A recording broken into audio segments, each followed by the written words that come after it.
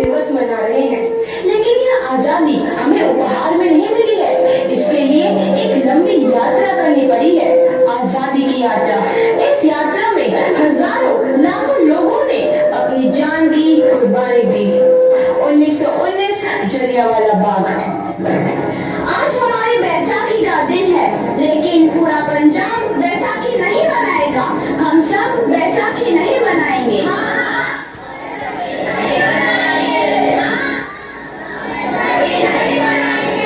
जब तक हम अंग्रेजों को भारत से बाहर नहीं निकाल देते, पूरा पंजाब बैसाखी नहीं मनाएगा।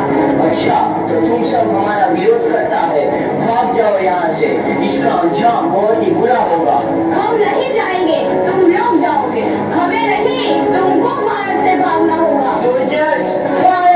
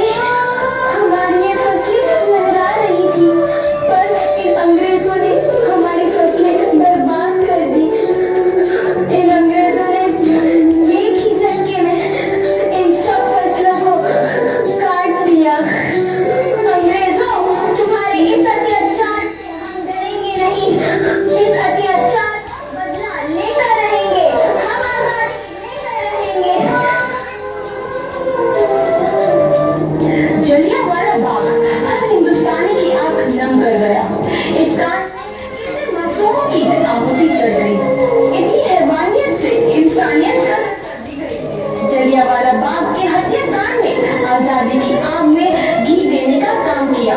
मासूम औरतों, बच्चों के दर्द भरी चीखें और सिसकियां इनकलाब का गूंज बनकर उभरी। लाला लाजपत राय, भगत सिंह, राजगुरु, सुखदेव सरीखे क्रांतिकारियों ने भारत की इस जमीन से विदेशी दलितों को निकाल फेंकने के मंसूबे मजबूत कर लिए। 8 अप्रैल 1929 लाला लाजपत राय के नेतृत्व में साइमन कमीशन के खिलाफ एक भारी जुलूस निकाला गया। Simon commission, Simon commission, Simon commission, Simon commission, Simon commission, Simon commission, Simon commission, Simon commission. बेवकूफ इंडियंस, तुमको हमारी समझ में नहीं आती। Stop this.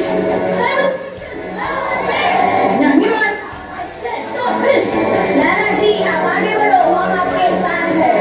लाला जी, हम आपके साथ हैं। लाला जी, हम आपके साथ हैं। बाकी चलो।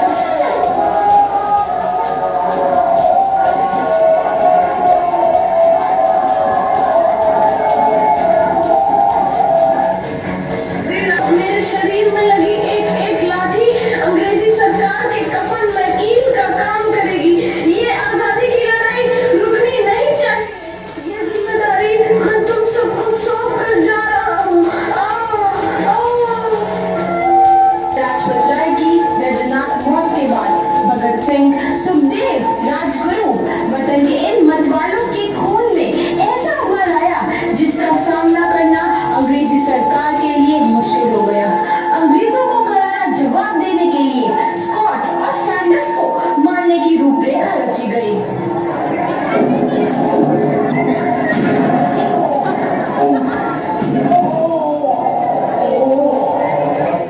सैंडर्स मारा गया। चारों तरफ तहलका मचा था। दीवारों पर लिखा था, लाला जी की मौत का बदला ले लिया गया है। भगत सिंह सभी वहां से फरार हो गए।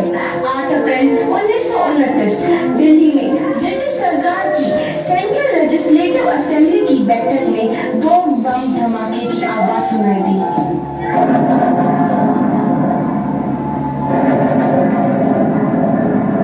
इन धमाकों ने अंग्रेजी हुकूमत को हिलाकर रख दिया।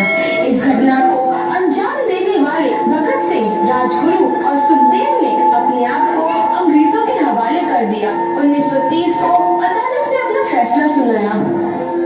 मुलजिम भगत सिंह, मुलजिम राजगुरु, मुलजिम सुखदेव को दफा 121 और दफा 302 के तहत ये अदालत तीनों को मुजरिम करार देती है और इस गुस्ताखी के लिए ये अदालत इन तीनों को सजाए मौत की सजा सुनाती है।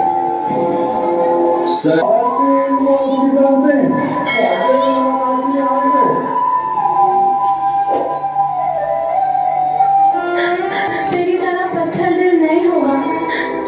तेरी ये गला सुन के मेरा कलेजा फटे जा रहा है।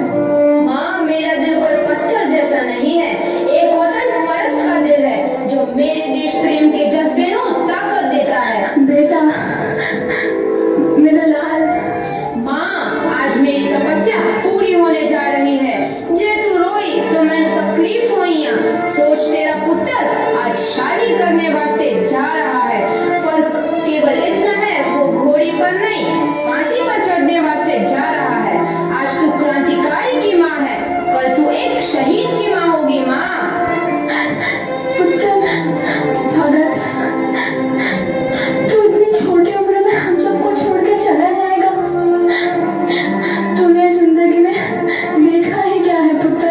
मैंने अपनी माँ देखी है जिसने मुझे एक ही बात बताई है कि बेटे, अपने देश के लिए एक बार मरना 100 बार जन्म लेने के बराबर होता है। अच्छा माँ, अब आशीर्वाद दे, आखिरी बार विदाई लेने का समय आ गया है। भगत, मेरे लाल,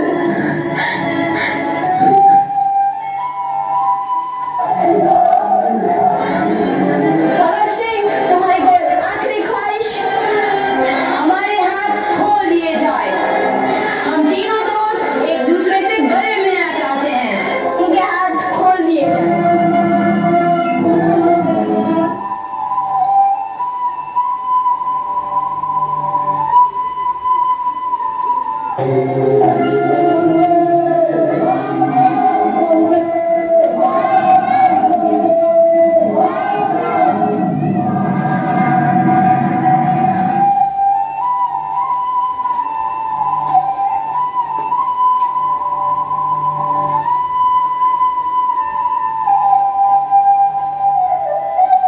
हर एक नौजवान के मन में आजादी की नई उमंग हिलोरे लेने लगी।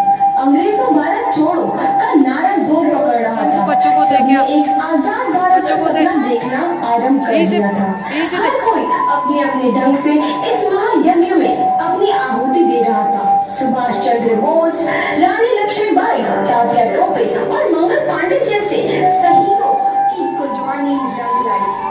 15 अगस्त 1947 को भारत आजाद हुआ। गुड।